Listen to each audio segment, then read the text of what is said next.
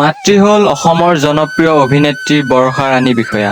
এই খবৰটো আজি ছ'চিয়েল মিডিয়াত খুবেই দৌৰপাৰ লগাই আছে। আচলতে এই কথাটো সঁচা নে মিছা? আগতেও এই খবৰটো ছ'চিয়েল মিডিয়াত বহুতেই শ্বেয়াৰ কৰিছে, কিন্তু সেই সকলোবোৰ মিছা আছিল।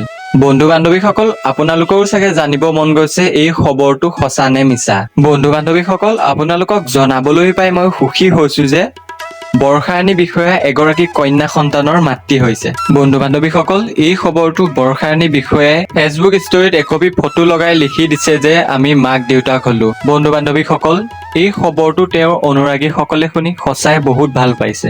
আপোনালোকৰ কেনেকুৱা লাগিছে? কমেণ্ট বক্সত কমেণ্ট কৰি জনাবলৈ নাপাহৰিব।